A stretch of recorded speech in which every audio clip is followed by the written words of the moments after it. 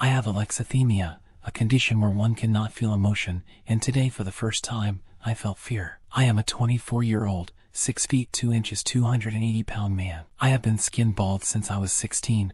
I have tattoos covering a majority of my arms and chest, and I look fresh out of a fantasy game. What most people don't know about me is my condition, alexithymia. It is a medically diagnosed mental disorder. In short, I cannot feel emotion. I have never felt happy, sad, angry, etc. My mother died when I was 17. The day of her funeral, I took some rubbing alcohol and dripped it into my eye to create the illusion of crying, when in reality all I could think about was how my siblings were feeling. My older sister was destroyed. She wept for days, and I swear I noticed my razors going missing. Regardless of all of the events that have happened, not a single thing was felt. That was until today, June 18th, 2024. I was in my kitchen on the phone to my employer. They were discussing a position movement.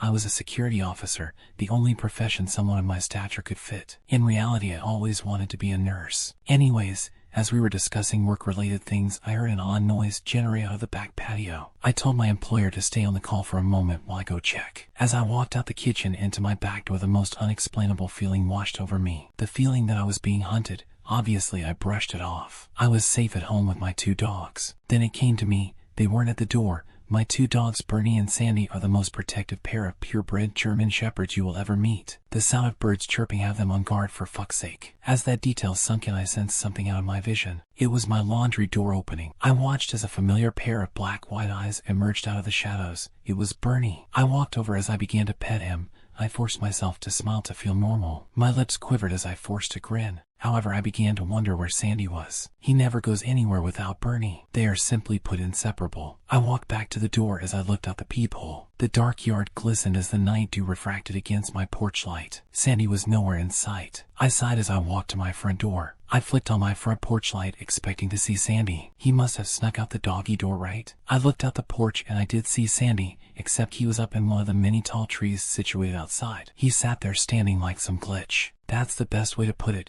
A glitch. He just stood there staring off in the distance at something. Then I noticed something. He was perfectly still. His fur was not moving. It was as if he was frozen in time. I opened the door, immediately getting ready to grab Sandy, when one final detail caught my attention. Every other tree in my front yard, they had life to them, like the leaves actually rustled in the wind, the branches swiveled and such. The tree Sandy was situated on was as still as the concrete sidewalk it bordered. I did not know what to think. Every primal urge in me was screaming to shut that door and call the police. But what would I tell them? I sucked in my gut and walked over. Sandy's first movement was turning his head to face me. I stared at him. Something about his face wasn't right. I crept closer, analyzing his face. It all clicked at once. His face was too human. He lacked the emotion a friendly dog would. He didn't show anything, stone cold. I backed up as I watched Sandy elongate his mouth as if to speak like a human. "Smile for the camera, baby." My mother's voice echoed back at me. I stood there numb. My body grew cold as I stared at this thing. This was simply not possible.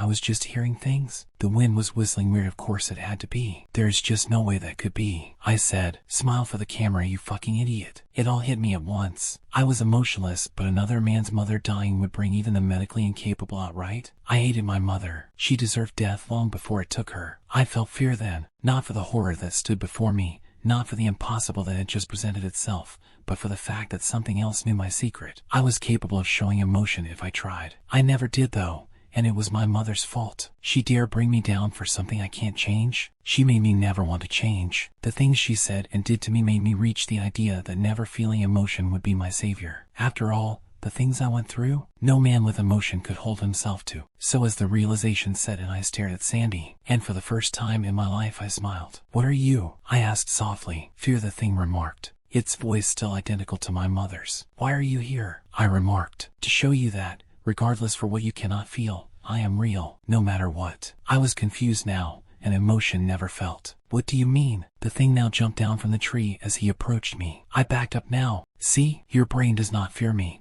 but your body does. No matter what power you possess in your mind, your body cannot resist. What are you without your body?" I thought, now genuinely perplexed. My knees began shaking. My brain numb. "Now, smile for the camera." I forced myself to smile at this thing as it seemed to be satisfied. "Good." My mother's voice droned my mind as this thing stared. "See, your mind does not fear me. Your body does. I began to back up more now on my porch steps. Run away for you are scared. I backed up into my house, slamming my door shut. It's been 4 hours since. I keep hearing SL smile for the camera. My body is shivering in fear. I have never felt this before. My mind grows numb with every remark from this thing who calls itself fear. It keeps saying, you are nothing without the body you occupy. Your brain feels the emotions your body may express. So where are you without a body?